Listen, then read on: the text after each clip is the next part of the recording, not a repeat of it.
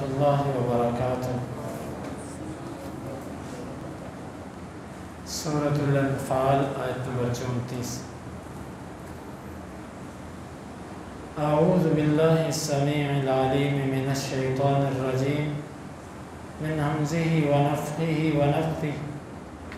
वमा और क्या है, लहुम उनके लिए, अल्लाह के ना, युअज़्ज़िबहुम वो अज़ाब दे उन्हें, अल्लाह अल्लाह, वहुम हालांकि वो, यसुद्दून रोक रहे हैं, अन से अल-मस्जिदिल हराम मस्जिद हराम, वमा हालांकि नहीं, कानू थे वो, औलियाअहू उसके औलिया उसके वाली, इन नहीं है औलियाअहू उसके वाली, इल्ला मगर अल-मुत्तक़ून परहेज़गार, वलाकिन और लेकिन अक्सरहुम इनमें से अक्सर ला यअलमून वो इल्म नहीं रखते।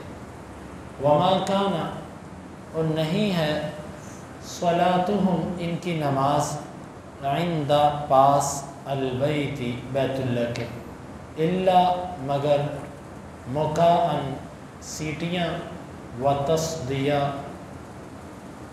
और तालियाँ,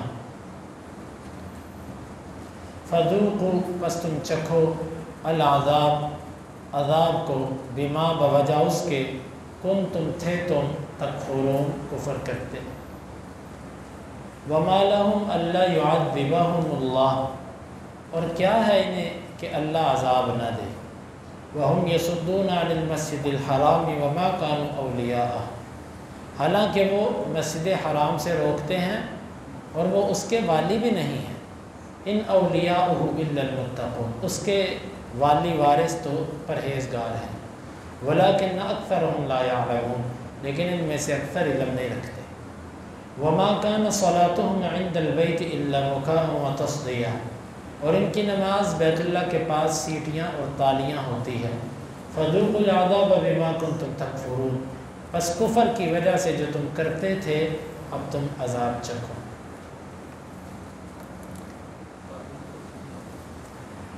इस आयत मुबारका में अल्लाह ताला ने इनके अज़ाब के मुस्तहिक़ होने के असबाब बयान किए। पीछे वाली आयत में फरमाया कि दो वजूहात थी कि जिनकी वजह से अल्लाह ताला अज़ाब को मौखर किए हुए हैं। एक वजह नबी सल्लल्लाहु अलैहि वसल्लम का मौजूद होना इनके दरमियान, और दूसरी वजह इस्तिग़फ़ार थी। अब असबाब बयान किए जा रहे हैं कि इनमें ऐसे असबाब पाए जाते हैं कि अल्लाह इन्हें अज़ाब दे, और क्या है, क्यों ना अल्लाह इनको अज़ाब दे। इनके जराइम ये हैं, पहला जुर्म यसुद्दून अनिल मस्जिदिल हराम मस्जिद हराम से रोकना, मुसलमानों को मस्जिद हराम से रोकना। इसकी दो तीन सूरतें थी। एक तो मुसलमानों को बिल्कुल मना करते थे कि यहाँ पर नमाज नहीं पढ़नी, और दूसरा अगर कोई आ जाता था तो उसको अजियत देते थे, और तीसरा अगर कोई नमाज वगैरह पढ़ता होता तो उसके करीब सीटियाँ तालियाँ और ऐसे अमल करते जिससे खुद वो बैतुल्लाह की तरफ आने से हिचकिचाता। तो इसमें पहला जुर्म उनका यह बयान किया गया कि ये मस्जिद हराम से रोकते हैं। आज के दौर में भी जो बंदा किसी को मस्जिद से रोके, अल्लाह के घर से रोके, वो यकीनन एक बहुत बड़ी ख़राबी का बाइस है, और वो इसका मिस्दाक बनता है। वो रोकना किसी भी तरह हो, या तो सीधे लफ्ज़ों में कहे, या इशारे किनारे में, या कोई हीला बहाना, कोई ऐसी चीज़ को सामने लाकर लोगों को अल्लाह के घर से रोके, वो इसका मिस्दाक बनेगा। वमा कानू औलियाअहू हालांकि ये उस बैतुल्लाह के सरपरस्त हो ही नहीं सकते। औलियाअहू के दो मतलब अहले इल्म ने बयान किए, एक अल्लाह के दोस्त नहीं हो सकते, और अल्लाह के घरों को आबाद करना अल्लाह के दोस्तों का काम है। दूसरा इसका माना कि ये उस बैतुल्लाह के सरपरस्त नहीं हो सकते। बैतुल्लाह के सरपरस्त जो हैं वो परहेज़गार और मुत्तक़ी लोग।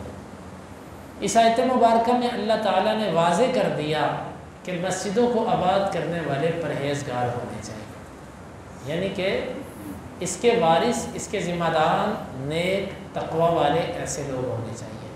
دوسرے لوگوں کو اس مسجد کی تولیت نہیں سونپنی چاہیے۔ اس کے اولیاء جو ہیں وہ پرہیزگار ہیں، اور حدیث کے اندر بھی آتا ہے، یہ مستدرک حاکم وغیرہ میں اور ادب المفرد کے اندر امام بخاری اس حدیث کو لے کر آئے ہیں۔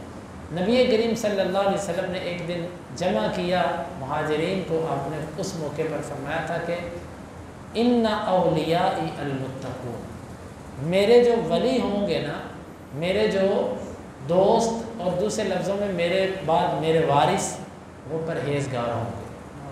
تو اللہ کے نبی صلی اللہ علیہ وسلم نے خود اپنا ولی پرہیزگار کو کہہ دیا۔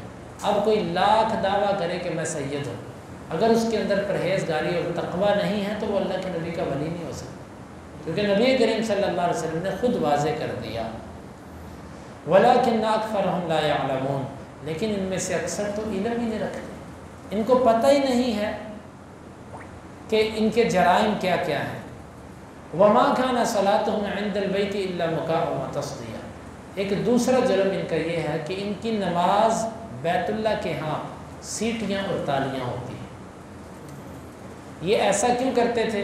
مسلمانوں کی نماز خراب کرنے کے لیے، یا دوسرے لفظوں میں ان کو یوں کہا جا رہا ہے کہ دیکھو نماز ایک سب سے افضل عمل ہے، اور تمہارا سب سے افضل عمل جو ہے نا وہ سیٹیاں اور تالیاں، تو تمہارے باقی دین کا کیا حال ہوگا؟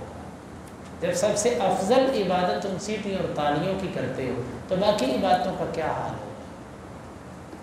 اور یہ بات حقیقت ہے کہ جب شیطان کسی کو گمراہ کرتا ہے تو اس کو وہ ایسے ہی کاموں پر لگا دیتا ہے۔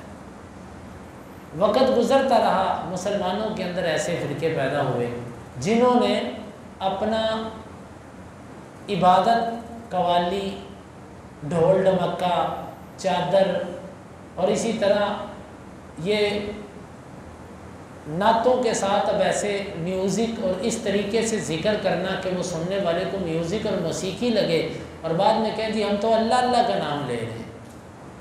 یہ سب کی سب وہی ملتی جلتی صورتیں ہیں۔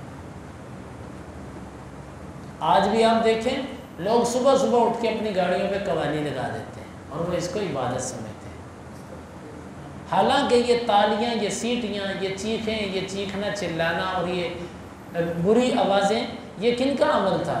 یہ مشرکین مکہ کا کام تھا، اور آج اس کام کو صوفیاء نے محفل سماع اور رقص، صوفیاء کا ناچ گانا، یہ سب کی سب خرافات ہیں جو دین اسلام کے اندر نہیں ہیں، لیکن ان کو زبردستی داخل کرنے کی کوشش کی جا رہی ہے۔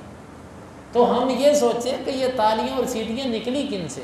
مشرکین مکہ سے، اور وہ چیز آج نام نہاد مسلمانوں کے اندر آ چکی ہے۔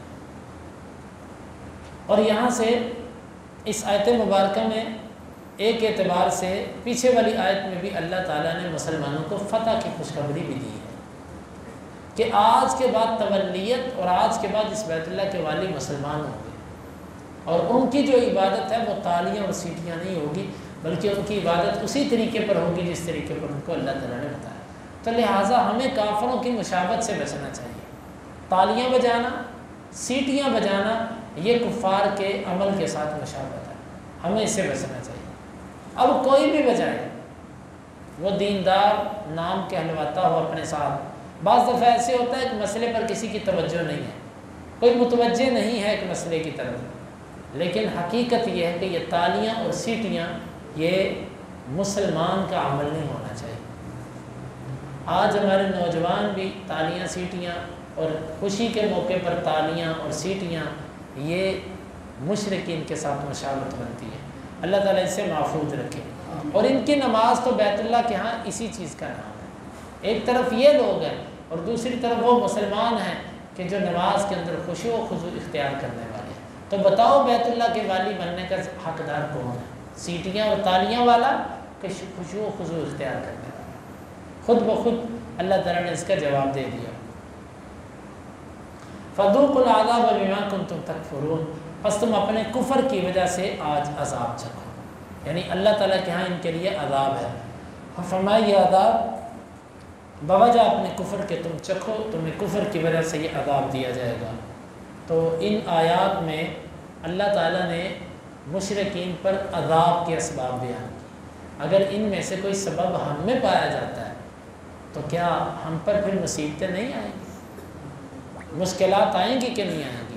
کہ ہم جب لوگوں کو اللہ کے گھروں سے روکنے والے ہوں مختلف طریقوں سے، اور اسی طرح تالیاں اور سیٹیاں یہ ہمارے عمل کے اندر داخل ہو جائیں، تو ہمارے اوپر بھی اللہ کی ناراضگی آئے گی۔ اللہ رب العالمین سے دعا ہے کہ اللہ تعالی ہمیں ان آیات کو سمجھنے کی اور عمل کی توفیق عطا فرمائے۔ آمین۔